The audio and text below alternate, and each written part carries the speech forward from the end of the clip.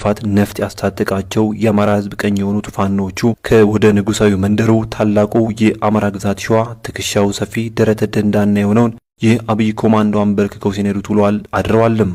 ፋኖው ወደ አዲስ አበባ እንዳይጠጋ በሚል ስምሪት ተቀብሎ አዲስ አበባ ከተማ ቀጥታ ወደ በረት ወረዳ ያቀናው ቀይ ቦኔት ያጠለቀ የዚሁ ሰራዊት ቡድን አባላት መተብላ ከተማ ላይ ሞት ቁስለኛና ምርኮኛ ሆኗል ተብሏል። ኮፈሩ ሰው አይፈሩ እንዲሉ አማራ በቅናዊ ገለጻው ትከሻዬ ሰፊ ነው ደረቴ ደንዳና በሚል ወደ ቦታው በፓትሮል ተጭኖ የገባው በርካታ ቁጥር ያለው የኮማንዶ አባሉ ከመሃል ከተማ ወደ መተብላ ያደረሳቸው ፓትሮል አራግፏቸው ነዳጁን አጥፎ ሳይጨርስ ነው ፋኖ በሁለት አቅጣጫ ገብቶ እርምጃ ወሰደውም ተብሏል። በዚሁ ድንገተኛና የተጠና የፋኖ ጥቃት 12 የሚሆኑት የኮማንዶ አባላት አንድያ ህይወታቸውን ለብርሃኑ ጁላ ወንበር ማሞቂያ ሲሉ የገበሩ ሲሆን ጥቂት የማይባሉት ግን ተማርከው ቦኔታቸውን ጥለው የምብርክክ ሲነዱ አድረዋል ተብሏል። በዚሁ የፋኖ ጥቃት ሲብሰከሰክ የነበረው ቀሪ የኮማንዶ አባላቱ በከተማው አቅራቢያ ዋንሴ ተብላ በምትጠራ አካባቢ የበቀል እርምጃ ለመውሰድ በፋኖ ላይ ተኩስ ቢከፍትም እድል አልቀናውም ነው የተባለው። ለበቀል እርምጃ ከከባድ እስከ ቀላል መሳሪያ አንግቦ ዋንሴ ላይ ተኩስ ከከፈተ በኋላ ከባድ ሽንፈትን ያስተናገደው ቡድኑ የአንድ ፋኖ መኖሪያ ቤትን በሰዓት አንድዶ ሸሽቷልም ተብሏል። በፋኖ የሚደርስበትን ሽንፈት ተራራ መደብደብና መኖሪያ ቤትን ማቃጠልን እንደ ጀብዱ የሚቆጥረው ቡድኑ በርካታ የከተማ ወጣቶችንም አፍኖ ወስዷል ተብሏል። የአብይ አህመድ ወታደራዊ ቡድን የመጨረሻ ያለውን ዘመቻ መክፈቱን ተከትሎ ህዝብን ከጥፋት ሀገርን ከውድመት ለመታደግ በሚል የክልሉ ዋና መንገዶች ዘግቶ ኦፕሬሽን በመስራት ላይ የሚገኘው ፋኖ የህዝብን ጥያቄ ግንዛቤ ውስጥ ያስገባ ማሻሻያ ማድረጉን አሳውቋል። በአራቱም የአማራ ግዛቶች ለአንድ ሳምንት በሚሆን ጊዜ መንገዶች እንዲዘጉ የተደረጉ ሲሆን ከዛሬ ጠዋት ጀምሮ ክፍት እንዲሆኑ ውሳኔ የሰጠባቸው የሸዋ ወሎና የጎንደር አካባቢዎች ጎተራው የማይነጥፈው የአማራ ገበሬ ለሚሰበስበው አዝመራ የመንገዶች መከፈት አስፈላጊ በመሆኑ ነውም ተብሏል። በተለይም በጎንደር ከጋይንት እስከ ሁመራ ያለው መስመር መከፈቱ ወልቃይት ጠገዴ ላይ ለሚያስፈልገው ከግማሽ ሚሊዮን በላይ የጉልበት ሰራተኛ ተደራሽነት አስፈላጊ ነው የተባለ ሲሆን ከዚህ ጋር በተያያዘም ፋኖ ያወጀውን የራስ መከላከልና የጠላት ማጥቂያ መንገድ ተከትሎ በርካታ የግሸን ማርያም ተጓዦች ወደ ቤተሰቦቻቸው በመመለስ ላይ እያሉ ተሽከርካሪዎች በመቆማቸው ለከፍተኛ መጉላላት መዳረጋቸውን እየሰማው ፋኖ የወሎ አውራ ጎዳናዎችን ለተሽከርካሪዎች ክፍት ያደረገ ሲሆን ከክልሉ የተለያዩ አካባቢዎች በመነሳት ለሕክምናና መሰል ተግባራት ወደ አዲስ አበባ ለሚጓዙ መንገደኞች ሲባል የሸዋ መስመርም እንዲከፈት ፋኖ መወሰኑ ተረጋግጧል። ከታወጀ አንድ ሳምንቱን በያዘው በዚሁ የጠላትን መቅጫ አዋጅ በአራቱም የአማራ ግዛቶች ኦፕሬሽን ሊሰራ እየተከታተለ የአማራ ግዛት የረገጠው ያገዘው ወታደራዊ ቡድን እሳት እንደገረፈው ፌስታል በየቦታው የተጨራመተ ወድቋል የተባለ ሲሆን በጎጃም መንገዶች ዘግተው ይሰራ ያለው ኦፕሬሽን ይቀጥላልም ተብሏል። የህዝብ ሶስት ሰሚ የሆነው ፋኖ ያሳለፈውን አዲስ ውሳኔ አስመልክቶ በተለያዩ ከተሞች የሚገኙ ያገዙት ታጣቂዎች እኛን ንቃችሁ የፋኖን ትዕዛዝ ታከብራላችሁ በሚል መንገዶች እንደተዘጉ እንዲቀሩ ለማድረግ እንቅስቃሴ ጀምሯል የተባለ ሲሆን በወልዲያ ከተማ ዛሬ እንቅስቃሴ የሚጀምር አሽከርካሪ ላይ እርምጃ ይወሰዳል የሚል ትዕዛዝ መሰጠቱንም ምንጮች ገልጸዋል። ከ3 ቀናት በፊት እንቅስቃሴ ጀምሩ በሚል በየቤቱ ሳይቀር እየዞሩ የባጃጅ ባለብረቶችን ሲያፍና ሲደበድብ የነበረው ቡድኑ ህዝቡ የፋኖን ትዕዛዝ እንጂ እኛን አይሰማንም በሚል ከባድ ቁጭት ላይ ነው ተብሏል። በሌላ በኩል በፋኖ ላይ የመጨረሻ ያለውን ዘመቻ ጀምሮ ከባድ ሽንፈትን እየተጋተ ያለው የአብይ አህመድ አገዛዝ በጀነራሎች የሚመራ የዘርፋ ሰንሰለት ዘርግቶ ህዝብ ማሰቃየት ላይ ይገኛል ተብሏል። የፋይናንስ ቋቱ የተመናመነው የብልጽግና ኃይል በባለሀብቶች ላይ እገታና ዝርፊያ እየፈጸመ መሆኑ ተገልጿል። በሸዋ በተለያዩ ወረዳዎች የሚገኙ ነጋዴ ባለሀብቶች በአገዛዙ ኃይል ታፍነው የተወሰዱ መሆናቸው የታወቀ ሲሆን በጀቱን ለጦርነት አውሎ የጨረሰው አገዛዙ ባለሀብቶችን ትኩረት ያደረገ አፈናና ስር የጀመረው ለፋኖ ገንዘብ ተረዳላችሁ የመንግስትን መዋቅር ግን አትደግፉም በማለት እንደሆነ ተገልጿል። ከባለፈው ሳምንት ጀምሮ በአገዛዙ ኃይል የስምሪት አቅጣጫ መታሰር መጀመሩን የገለጹት ምንጮቻችን እስካሁን ቁጥራቸው ከ2000 በላይ የሚገመት መካከለኛ የሀብት ምንጭ ያላቸው ነጋዴዎች በሸዋ ደብረ ብርሃን፣ መራቤቴ፣ መንዝና ይፋት ቀጠና መታሰራቸውም ተገልጿል። የመረጃ ምንጮቻችን አክለውም ነጋዴዎቹ የሚታሰሩት አካውንታቸው ላይ ያለው ገንዘብ ከተጣራ በኋላ ነው ያሉ ሲሆን አገዛዙ የግፍ እስር ለመለቀቅ ከ500 ሺህ እስከ 1 ሚሊዮን ብር መክፈል እንደሚጠብቅባቸው በግልጽ ተነግሯቸዋል ተብሏል። እስራቱ አሁንም የቀጠለ ሲሆን በዛሬውና በትናንትናው ዕለት ብቻ በሸዋሮቢት ከተማ ከ450 በላይ ነጋዴዎች መታሰራቸውን የአካባቢ ምንጮች ገልጸዋል። ከዚህ በተጨማሪ የአማራ ገበሬ የመከራ ቀንበር የሆነው ጸደይ ባንክ ወይም አቡቅተ ሸዋሮቢት ብራንች ሳይቀር ባንኩ የሚሰራበት ህንፃ ባለቤት ፋኖን ይደግፋል በሚል ምክንያት መታሸጉን ከአካባቢ ምንጮች የደረሰን መረጃ ያመለክታል። በዚሁ የዘረፋ ሰንሰለት ከፍተኛ ወታደራዊ አመራሮች ይሳተፋሉ የተባለ ሲሆን በአድርባይነትና በፍርሃት ገንዘባቸውን የሚሰጡ ነጋዴዎች ወደ ጀነራሎቹ አካውንት ነው የሚያስገቡትም ተብሏል።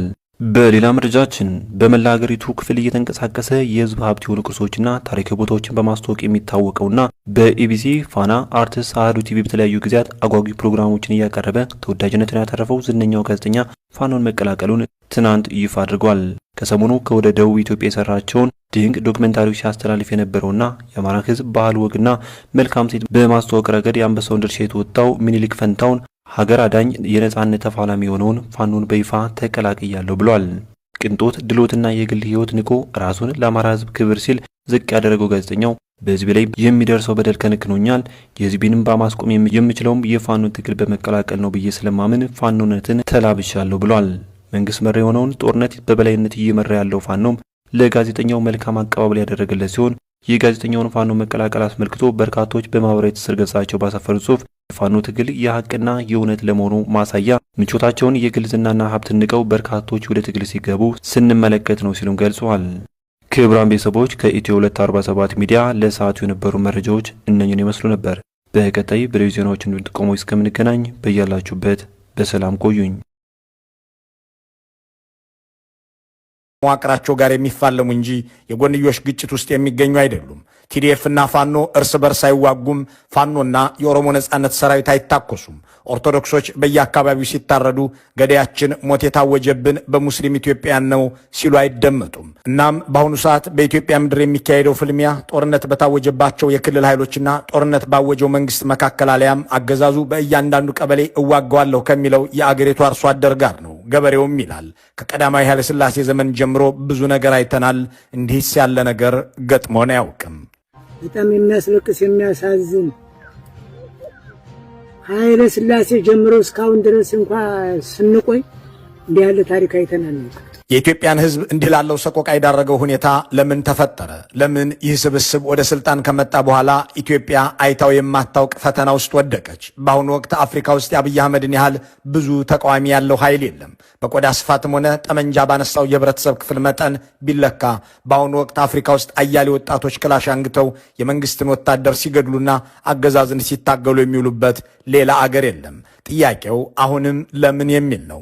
የኦህዴድ ብልጽግናን ለመፋለም የሚፈልጉ ኃይሎች ሁሉ እርስ በርስ መታኮስንም ሆነ በጠላትነት መተያየትን እየተዉ መምጣታቸው ደግሞ አገዛዙን እያበሳጭ ያለ አጀንዳ ሆኗል። ፋኖ ህወሓትን አልዋጋለን፣ ሸኔ ፋኖን አልወጋለን ብለው ማማረር ቀጥለዋል። አሁን ደግሞ ጽንፈኛውና ሸኔ ተባብረው ወጉን፣ ተናበው አጠቁን፣ ጽምዶ ብለው መጡብን በማለት ላይ ናቸው። ጆሮ ከልክሏል። ለጽምዶ ለታሪካዊ ጠላት ተላላኪ ጆሮ ከልክሏል። ተሰብስበው እቅድ አውጥተው ኦሪንቴሽን ሰጥተው ወደ ሰሜን ወሎና ወደ ዋግ በመግባት ሊያደናቅፉ ሞክረዋል። አሁን ጥያቄው ይህንን ሁሉ ሁኔታ ማን ፈጠረው የሚለው ነው። የኦህዴድ አገዛዝ ወደ ስልጣን ከመምጣቱ በፊት በአገር ውስጥ አንድም የታጠቀ ድርጅት አልነበረም ከተባለ ይህ ሁሉ ኃይል ከየት መጣ? ያልነበረ ጽምዶ፣ ያልነበረ ፋኖ፣ ያልነበረ ኦላ፣ ያልነበረ ቲዲኤፍ፣ ያልነበረ የጉምዝ የአፋርና የቤኒሻንጉል ታጣቂ ለምን በዚህ ዘመን ተፈጠረ? በአገር ውስጥ ብቻ ሳይሆን በጎረቤትም ሀገራት ከኤርትራ በቀር የኢትዮጵያ ወዳጅ ሁሉም ነበሩ። ዛሬ ግን ከ50 በመቶ የሚልቁት ጎረቤቶች የአብይ አህመድን አገዛዝ በጠላትነት ወይም በጥርጣሬ የሚመለከቱ ሆነዋል። እዚህ ጋር ነገሩን የበለጠ አስገራሚ የሚያደርግ ጉዳይም አለ። ይኸውም እነዚህ ዛሬ እኛም ሆነ ህዝባችን ላይ የህልውና ስጋት ሆኗል፣ ሉዓላዊነታችን አደጋ ውስጥ ገብቷል ብለው የሚያስቡ የጎረቤትና የአገር ውስጥ ኃይላት በጠቅላላ ማለት በሚቻል ደረጃ የአብይ አህመድ ደጋፊ የነበሩ መሆናቸው ነው። ህወሓት በጋራ አብረን አገር እናስተዳድር ብሎ አንተም ድርጅታችንን በሊቀመንበርነት ምራ ብሎ ጠቅላይ ሚኒስትሩን ቢያንስ በሐዋሳው የድርጅቱ ጠቅላላ ጉባኤ የኢህአዴግ ማለት ነው መርጧቸዋል። በ2011 ዓ.ም መጀመሪያ የትግራይ ህዝብም በእጆቹ ዘንባባና ፈንዲሻ ቢይዞ ተቀብሏቸዋል። ዛሬ የፋኖ ደጋፊ የሆነው የአማራ ህዝብ ያለ ልዩነት በሚባል ደረጃ ደጋፊያቸው ነበር። የነበረው ፉክክር የትኛው የበለጠ ደገፈ እንጂ ማን በጠቅላይ ሚኒስትሩ ላይ ቅሬታ አለው የሚል አልነበረም። የኦሮሞ ነጻነት ሰራዊትም ከአስመራ ሲመጣ መንግስቱን አምኖና በጋራ ሰላማዊ ፖለቲካን እንቀጥላለን ብሎ ተስማምቶ ነው። የሻዕቢያ አገዛዝ የአብይ አህመድ ቀንደኛ ደጋፊ ሆኖ በኢትዮጵያ ውስጥ ሚሊዮኖችን በማጫረስ ተባባሪ ነበር።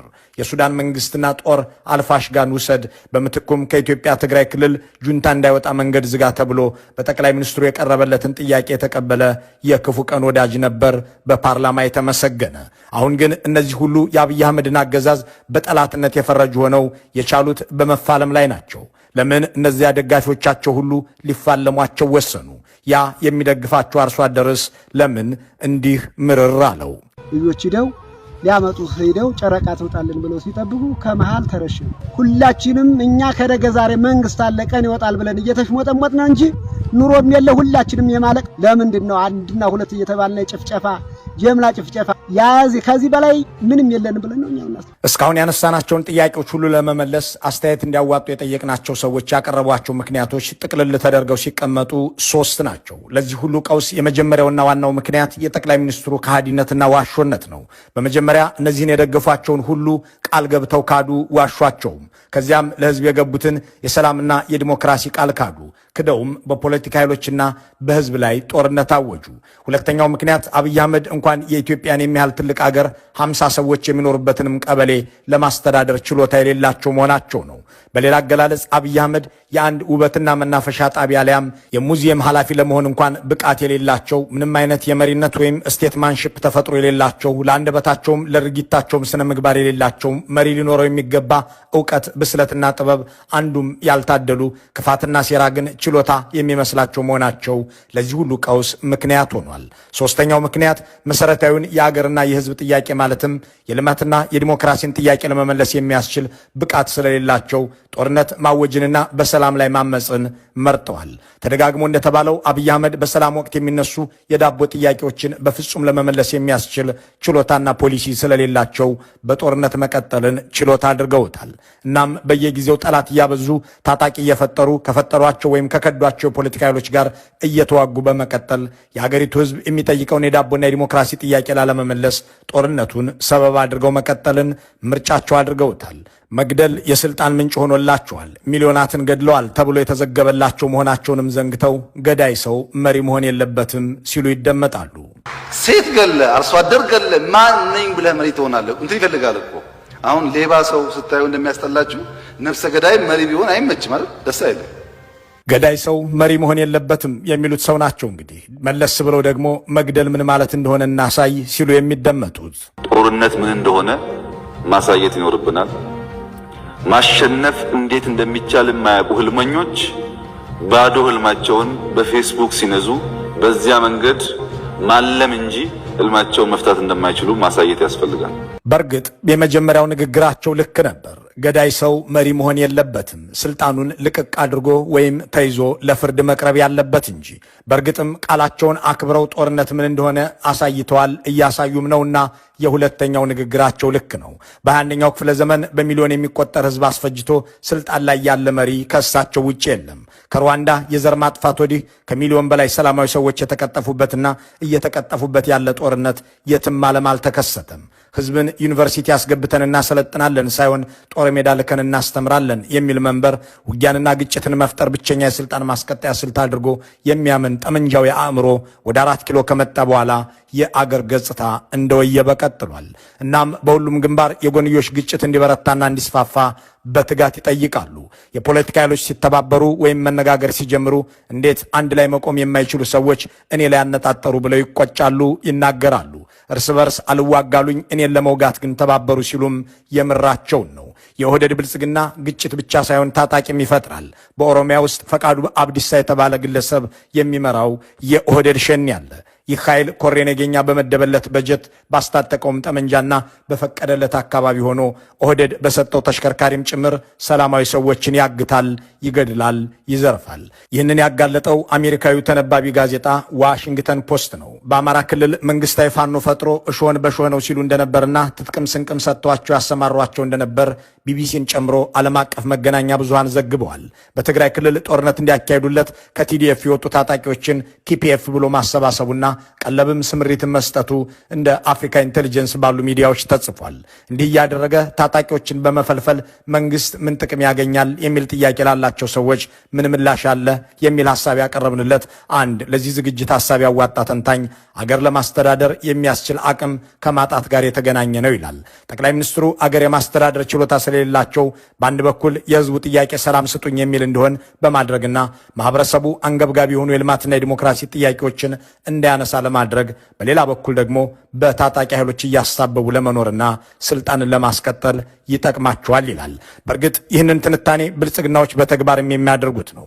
ሰሞኑን ምርጫ ያሉትን ድግስ ተከትለው ባወጡት መግለጫ እነሱ ሸኔና ጽንፈኛ የሚሏቸውን ፋኖና የኦሮሞ ነጻነት ሰራዊትን ተናበው አጠቁን ሲሉ በዚሁ እርስ በርስ ትዋጋላችሁ ብዬ ስጠብቅ አንድ ላይ ሆናችሁ አየኋችሁ በሚል ብስጭት አቅርበዋል። በተመሳሳይ በኦሮሚያ ክልል የሸኔ ሽብር ቡድን ከጽንፈኛው ፋኖ ታጣቂ ቡድን ጋር በመናበብ በአንዳንድ አካባቢዎች መንገዶችን በመዝጋት እንቅስቃሴ ለማስቆምና ለማስተጓጎል በመፈለግ የተንቀሳቀሰ ቢሆንም በጸጥታ ኃይሉ የተወሰደው የተጠናከረ እርምጃ ፍላጎቱን ሳያሳካው ቀርቷል። ተናበቡብኝና ተጋገዙብኝ የሚለውን ጉዳይ ደጋግሞ የሚያለቅስበት ብልጽግና ለምን ይህ ሁሉ ኃይል ተባበረብኝ የሚለውን ጥያቄ አይጠይቅም። ይገዳደላሉ ብዬ ስጠብቃቸው ሲመካከሩ አየኋቸው፣ ገዳይና ሟች ናቸው ያልኳቸው አንድ ላይ ቁጭ ብለው መወያየት ጀመሩ የሚለውን ግን ሁሌ እንዳለቀሰበት ነው።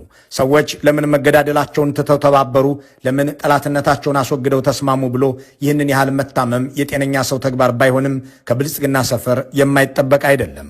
እነሱ የሰው ደም ሲፈስ ነፍሳቸው ሐሴት ታደርጋለች። ኢትዮጵያውያን ሲገደሉና ሲገዳደሉ ደስ ይላቸዋልና ታጣቂ ቡድኖችን ፈጥረው እርስ በርስ ያዋጋሉ።